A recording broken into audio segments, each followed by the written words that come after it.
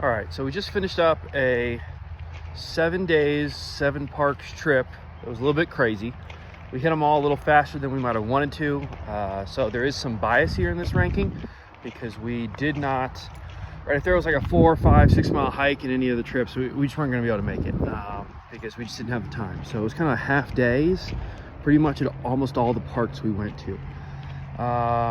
In terms of my rankings, I think we've got to divide this into national parks into 2 groups. There's the educational national parks, and then there's the rest of them. Is kind of the way I divide my national parks. So on this trip, we went to Big Bend down in Texas. Then from there, we shot across to Carlsbad Caverns. And then right next to Carlsbad, we did the Guadeloupe Mountains. We tried to go to White Sands, but there's some missile testing going on right now, and the whole park's basically closed at the moment, so that was disappointing. We threw an audible and shot across over to southern Utah. We hit Arches and Canyonlands. We also hit Mesa Verde in Colorado on the way to Utah, and then just finished at Black Canyon of the Gunnison here in Colorado. Had a great time overall. In terms of ranking them, number 1, I've got to go with Black Canyon of the Gunnison here in Colorado. Absolutely breathtaking views, totally incredible. My favorite pictures from the whole trip were when the river just kind of laid out before us. It was fantastic. Number 2 is going to be Carlsbad Caverns. I thought the images that we got there on the camera were blow away. Absolutely was just enthralled down there in the caverns. It was so cool. Also so grateful they had an elevator to get back to the top, because that would have been brutal trying to walk back up. But we did get to go in the natural entrance and go down, 800, 1,000 feet, something like that. Absolutely amazing. At 3, I've got Canyonlands. Absolutely love the way it looks when the river kind of cuts through the territory there. There's 2 rivers, the Colorado River and the Green River, kind of make a V. They form down in the middle of Canyonlands. We only got to do the upper section, but it does kind of split Canyonlands into 3 sections. And we got to do the upper section. Really loved that. At 4, I'm going with Arches. Arches was great. It was cool. It was awesome. Loved it. Would love to have more time out there. Both Arches and Canyonlands have like off-roading trails. Canyonlands has got like a 2-day trail. You get yourself a big old Jeep. You got to have 4x4s. You got to have a good deal of clearance, but that's awesome. And then so Canyonlands has a 2-day trail. Arches has got like a 5-6 hour trail. Didn't get to do either one of those. Just totally looking forward to coming back and doing those again with the right equipment.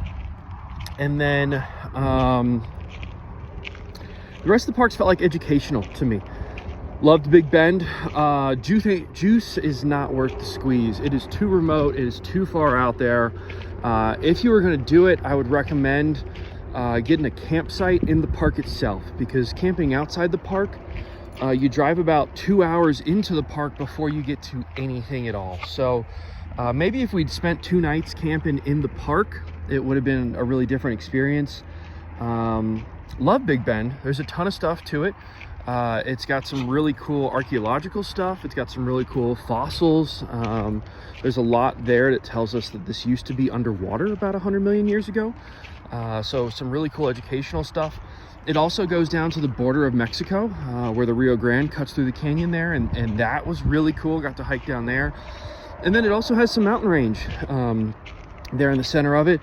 And there's a town, which we didn't get to do the town at all, but the mountain range in the center, I thought we got some cool pictures there. There's supposed to be big cats and small bears, so if we were there longer, totally would have tried to do that.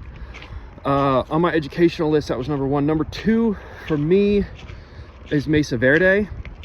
There's the ancient Pueblo people used to live in these cliff dwellings, and doing the ranger guided tour was amazing. Really absolutely loved the ranger guided tour.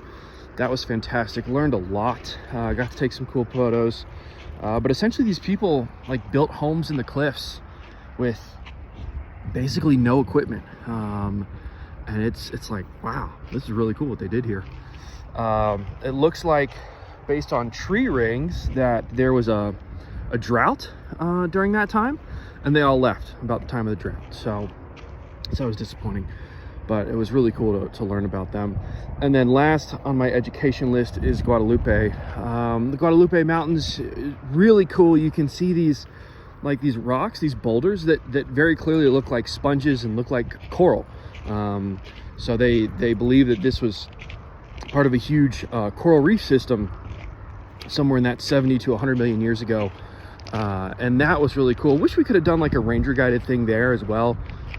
I think all these educational stuff are really amazing. They teach us a lot about the world that we're living in.